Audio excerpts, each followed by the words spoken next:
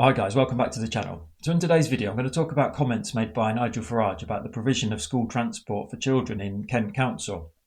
So he was doing a visit to Kent Council to see their Reform's new councillors there. So I'm going to make the case in today's video that despite Nigel's rhetoric, there actually are reasons not to be too worried by what he's saying at this point. But before I get into it, I'd be extremely grateful if you could subscribe to the channel for daily analysis of politics and the economy. And please like the video if you find what I talk about interesting at all. So let's have a little look at what Nigel's had to say on the issue. £98 million on taxes for special educational needs, children here in Kent. There's lots of statutory obligations which keep councils like Kent County Council from balancing their books year on year. Would a reform government consider loosening some of those statutory obligations or changing the rules around things like SE&D transport, for example, to try and save councils money? Well, number one, who's getting the contracts? Number two, what price are they charging? Number three, how long are those contracts for? Number four, does this actually give value for money for council taxpayers in Kent? Number five, surely just because a kid can't get into the local primary school, we shouldn't be sending them by taxi somewhere else.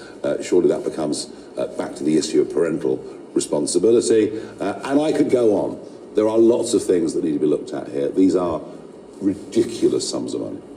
But would a reform government look at this at a national level? Would there be a change in policy around what statutory obligations councils will have? No, we can look at that. But again, that's all going to take years. So what we have to do now is look at this bill, look at the way it's administered, look at how the money's spent, and we have to improve upon it.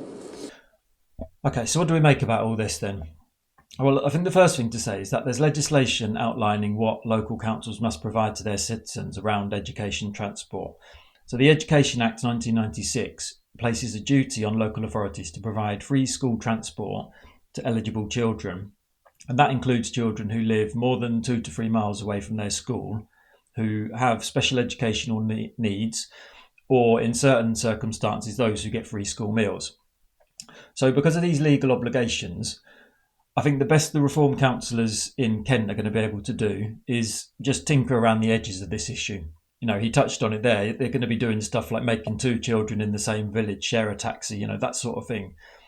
But the reality is that the previous administration at Kent Council, they will have already tried to do all of this stuff, and they will have already tried to drive down costs in this area because money is so tight for councils.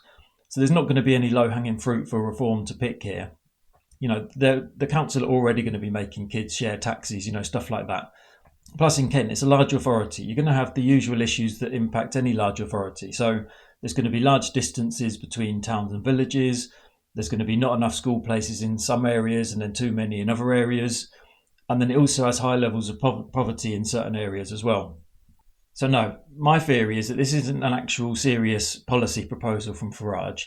What I think they're doing here is that by making a big noise about this stuff, this is reform, testing out what they hope to do at a national level. So they're seeing here what they can get away with and what public opinion is around this particular issue. So I've no doubt they'll be using Farage's comments here in focus groups over the coming months to gauge opinion on whether they can really go hell for leather for this DOGE crap. From what I can see on the polling on disability benefits, and that seems to map most closely here onto the issue of transport for SEND children.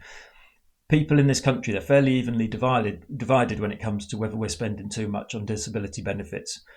So I'm a bit unclear whether cutting this sort of stuff is going to be a viable sort of policy for reform.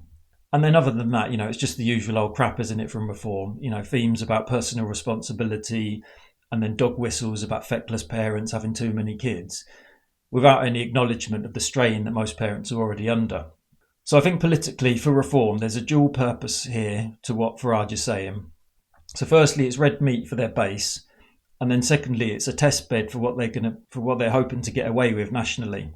But after 15 years of austerity, are people really going to fall for the same old crap about cutting services for ordinary people? It's a bit unclear at this stage, but I sincerely hope not. So anyway, thanks a lot, guys. See you next time.